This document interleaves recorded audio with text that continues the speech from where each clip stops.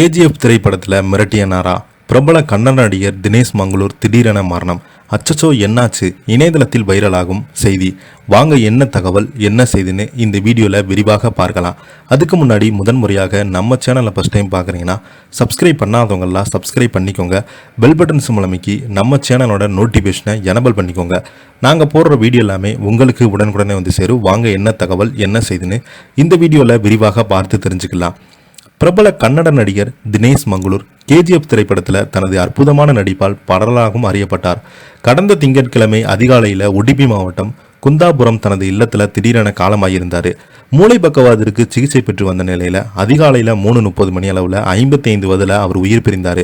இவரது மறைவுக்கு இரங்கல் தெரிவித்த கன்னட நடிகர் சங்கீதா பட், உங்களை நாங்கள் ரொம்பவே மிஸ் பண்ணுகிறோம். நீங்கள் மிகவும் மகிழ்ச்சியான, திறமையான மற்றும் அன்பான மக்களின் முகங்களின் புன்னகை வரவழைப்பதை விரும்பியவர். உடல்நலக்குறைவின் போது படப்பிடிப்பில் நீங்கள் எப்படி உறுதியாக நின்று உங்கள் கதாபாத்திரங்களை எவ்வளவு சிறப்பாக வெளிப்படுத்தினீர்கள் என்பது எனக்கு இன்னும் நினைவிருக்கிறது என்று கூறியிருந்தாங்க. இந்த சங்கீதா பட் தனது இன்ஸ்டாகிராமில் பதிவில் மேலும், எனது கடினமான காலங்களில் நீங்கள் என்னிடம் அக்கறை காட்டினீங்களா? உங்கள் இனிமையான நகைச்சுவைகள் எப்போதும் என்னை சிரிக்க வைத்தீங்களா? பழைய கலை இயக்குனராக உங்கள் நாட்கள் பற்றியும் நீங்கள் பகிர்ந்த அற்புதமான கதைகள் பற்றியும் படப்பிடிப்பு தளத்தில் நாங்கள் நடத்திய நீண்ட ஆழமான உரையாடல்கள் நான் எப்போதுமே பொக்கிஷமாக போற்று.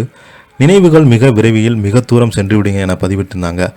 தினேஷ் கடந்த வாரம் மூளை இரத்த கசிவால் பாதிக்கப்பட்டு மங்களூரில் உள்ள குந்தாப்பூர் மருத்துவமனையில் 5 நாட்கள் சிகிச்சை பெற்று வந்தவங்க மருத்துவர்கள் மருத்துவ உதவி அளித்த போதிலும் அவரது நிலம் மோசமடைந்த வீட்டிற்கு புறப்பட்டாங்க.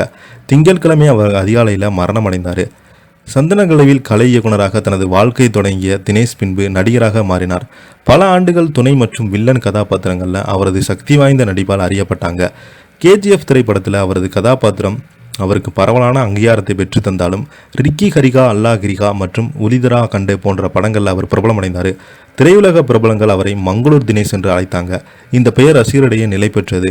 கன்னட திரையில் பல தசாப்தங்களுக்காக அனுபவத்துடன் வலுவான கதாபாத்திரம் சித்தரிப்புகள் தேவைப்படும் படங்களில் தினேஷ் ஒரு நன்கு அறியப்பட்ட முகமாக திகழ்ந்தார். அவர் எப்போதுமே முக்கிய படங்களில் நடிக்கவில்லை என்றாலும் பல வெற்றிகரமான திரைப்படங்களில் உருவாக்குவதில் அவர் பங்களிப்பு குறிப்பிடத்தக்கது. கலை இயக்குனராக திரைக்கு பின்னால் இருந்து கேமரா முன் வந்து இவரது பயணம், அவரது தொழில் வாழ்க்கை ஒரு திருப்பு முனையாக விவரிக்கப்பட்டது.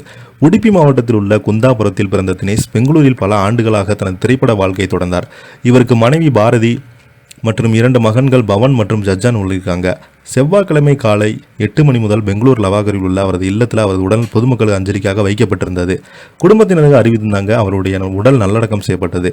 கன்னட திரையுலகைச் சேர்ந்த நண்பர்கள், ரசிகர்கள், பிரபலங்கள் அவரது இறுதி அஞ்சலியை செலுத்தி வருவாங்க என எதிர்பார்க்கப்பட்டது. இதை பற்றி நீங்கள் என்ன கீழே உள்ள கமெண்ட் பாக்ஸில் மறக்காமல் பதிவிடுங்க. இந்த வீடியோ உங்களுக்கு பிடிச்சிருந்தா லைக் பண்ணுங்கள், ஷேர் பண்ணுங்கள். நன்றி, வணக்கம்.